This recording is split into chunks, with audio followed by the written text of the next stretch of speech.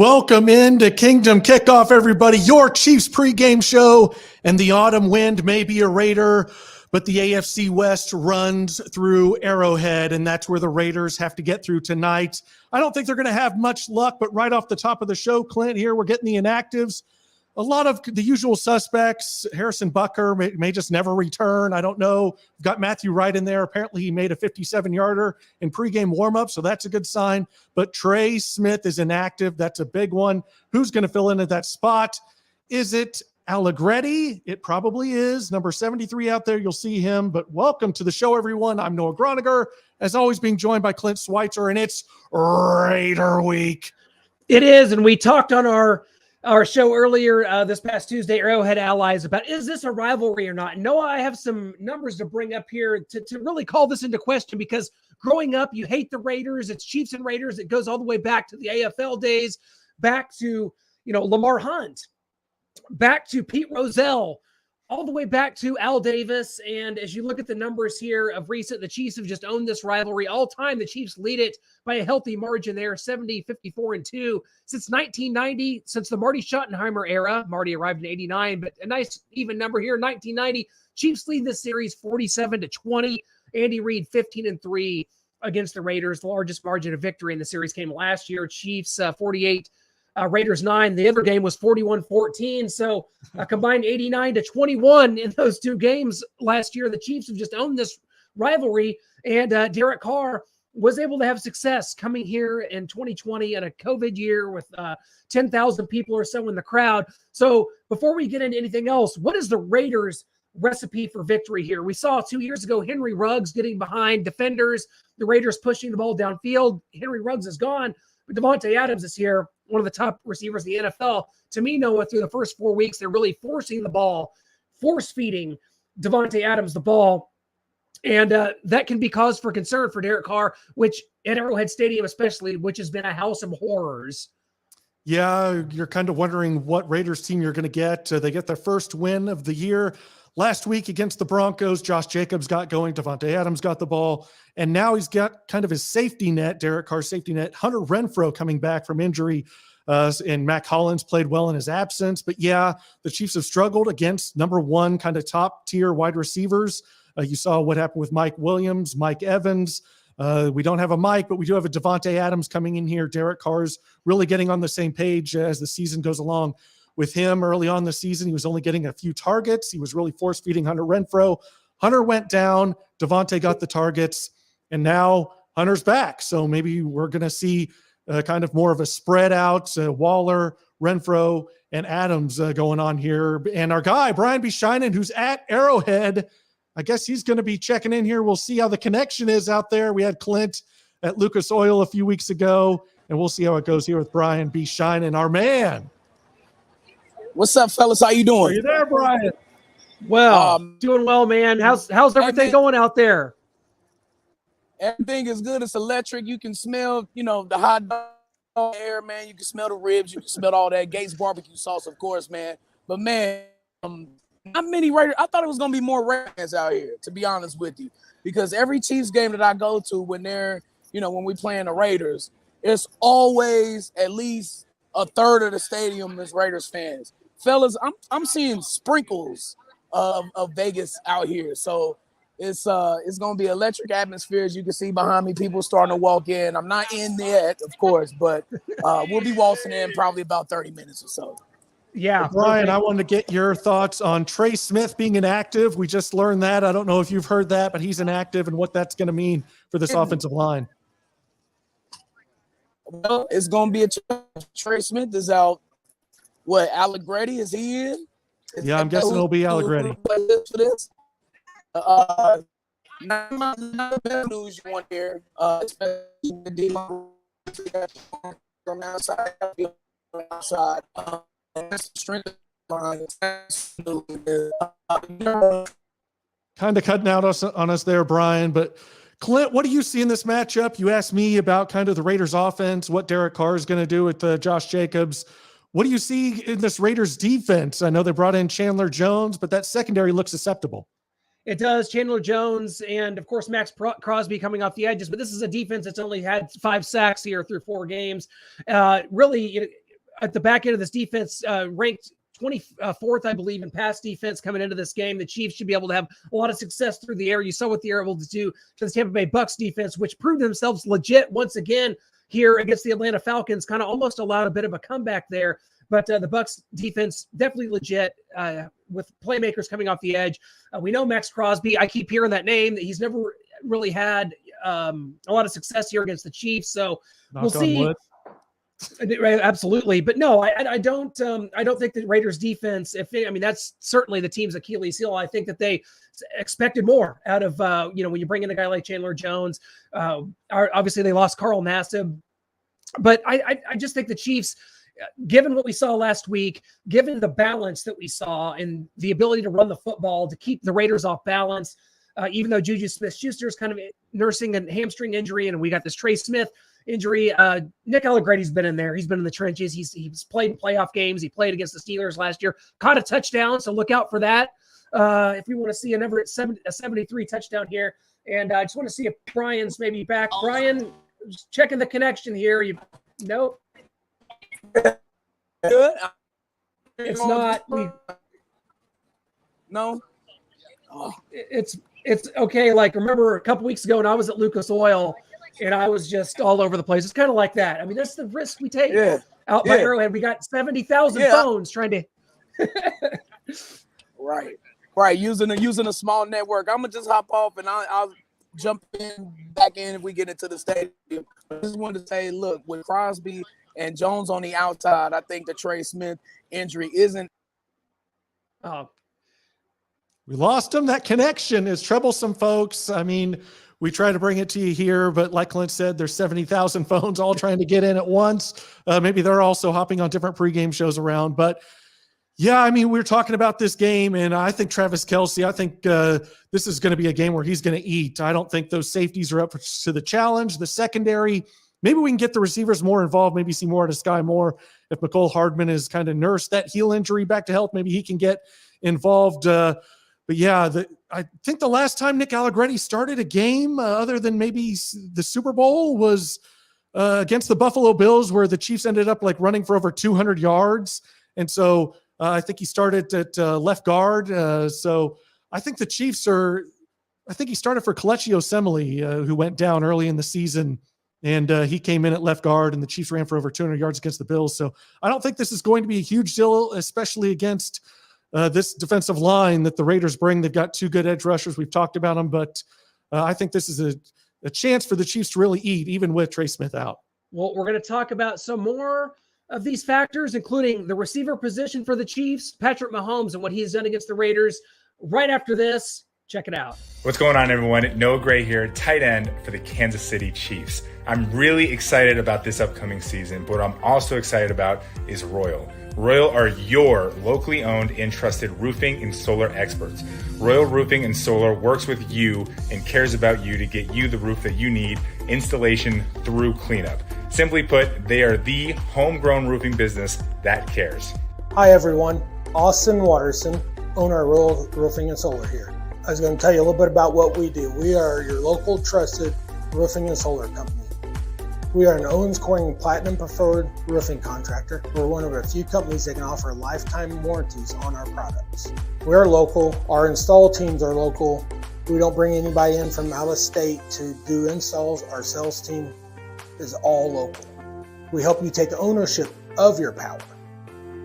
We help you stop inflation of your energy bill. And most of all, we help you find out the truth about solar. Very important to tell you the truth.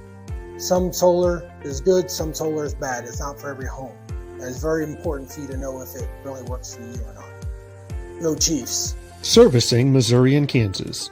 They know how important your home is to you because this is home for them. Royal Roofing and Solar. Call 816-540-7057. That's 816-540-7057. Big shout out to our sponsors here, Royal Roofing and Solar. And I think we got a comment here on that. Yes, Jim, Royal kicks butt like the Chiefs, and we hope to see it on display at Arrowhead Stadium. Noah, I want to go to this graphic here because Patrick Mahomes against the Raiders, it has just been showtime each and every time out that he's gone up against this outfit. 7-1 all time in the 8 meetings, averaging 318 yards passing per game, 22 touchdowns to just 3 interceptions. A combined score last year, 89-21. We missed that. Mentioned that at the onset. So is this game as simple as Patrick Mahomes? It's a big stage. Mahomes and Andy Reid against Josh McDaniels and the organization that just can never seem to get it done. Is that as simple as it is tonight here in Kansas City? Or do the Raiders have something to offer the season? Obviously, they haven't rolled over and quit. They were able to beat the Broncos to get that first win. This is a chance to kind of get their season back on track here. So, you obviously expect the Raiders to try to bring their A game here. The problem is when they try to do that, usually it is completely just, it's October. It's a haunted house. It's the beast. It's the edge of hell all over again. It's each and every time for Derek Carr here. Yeah, I think you got to get on the Raiders early and show them that this is just not going to be their night. If you let them get going, because they've got options out there with Jacobs and Mac Hollins, who we talked about, Darren Waller, everybody knows, Hunter Renfrow, Devontae Adams. If you let Derek Carr start spreading the ball around, if you let Devontae Adams kind of eat, and then Renfrow kind of works the middle of the field and he starts eating, then the running game gets going, then they could pose some sort of threat as the game kind of wears on. But if you kind of get some quick 3 and outs, make them punt in the first couple drives, get on them 10-0, 14-0, 13-0, something like that, then you can see the Raiders just kind of crumble and fold and just, man, this isn't our night. This is Arrowhead. The Chiefs always do this. They start getting in their heads. They start pressing, and that's where you see Derek Carr fumbling the ball, trying to do too much, throw interceptions. So I think the Chiefs need to make a statement early, and that will help them make a statement throughout the rest of the game and win it. Well, a position that we've been talking about a lot on our Arrowhead Allies show is the receiver position. I want to bring up this graphic a little bit just to show the numbers through 4 games as you can kind of pace this out, a quarter of the way through the season here. Travis Kelce, of course, leading the team in receptions, touchdowns, yards, like he always does. But then you have a drop-off here, and I want to get into this because I think Juju Smith-Schuster has been solid.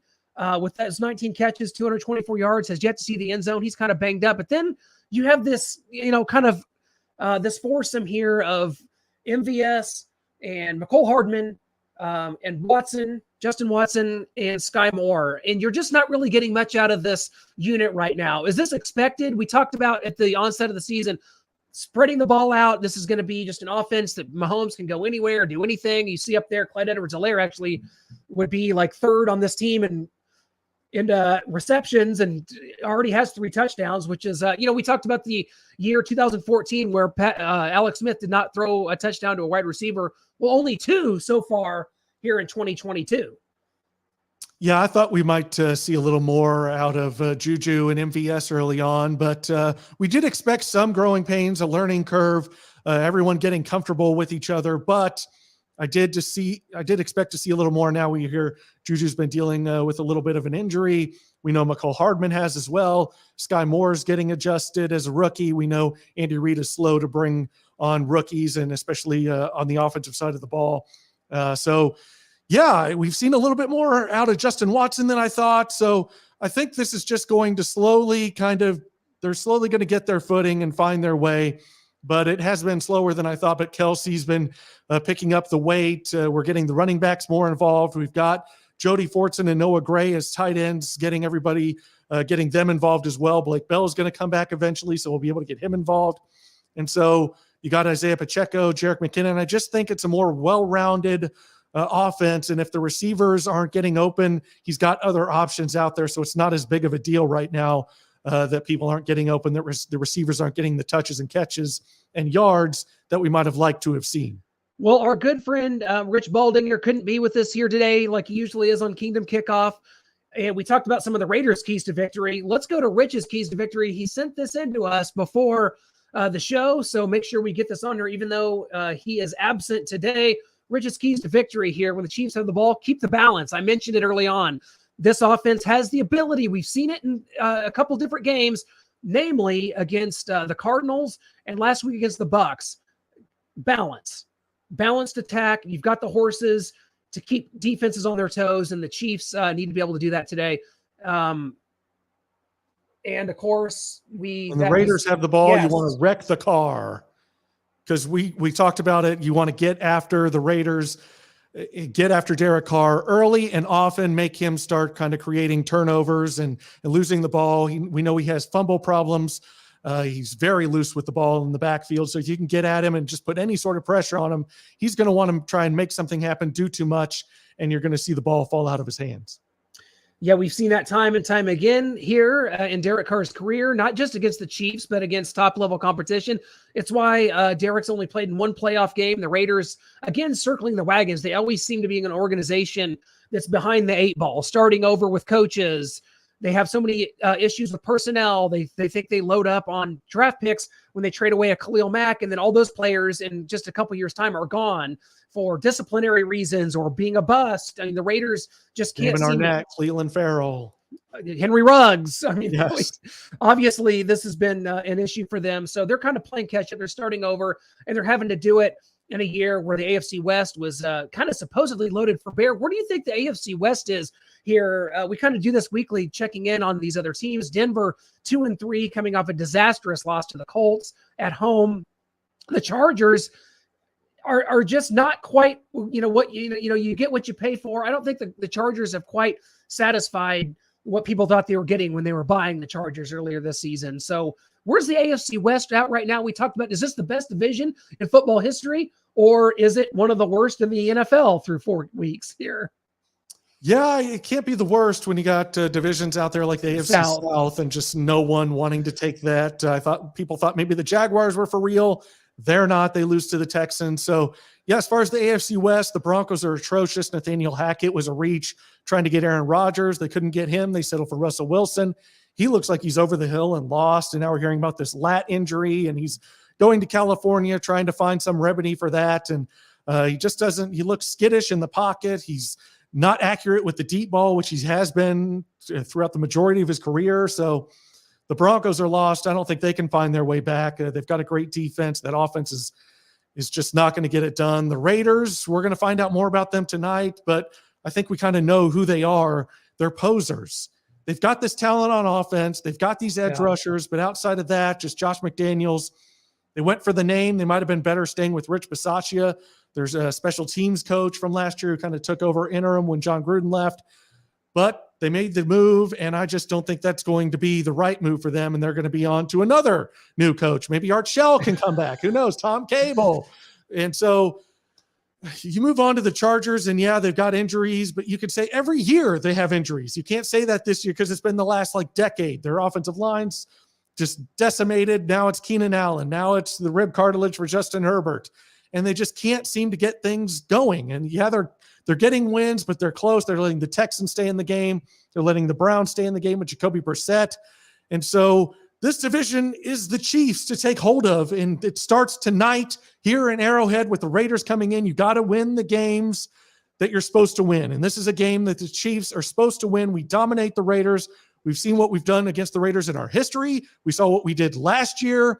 And we've got to keep it up and keep doing it. And you've got Andy Reid versus Josh McDaniels. You have the head coach advantage, quarterback advantage, tight end advantage, team advantage. Take a hold of it tonight. Blow out the Raiders. Do what you're supposed to do. Win the games you're supposed to win. And take hold of this AFC West for the long haul. Well, let's go ahead and get our predictions in. It's just you and I here. And, we talked on our Arrowhead Allies show.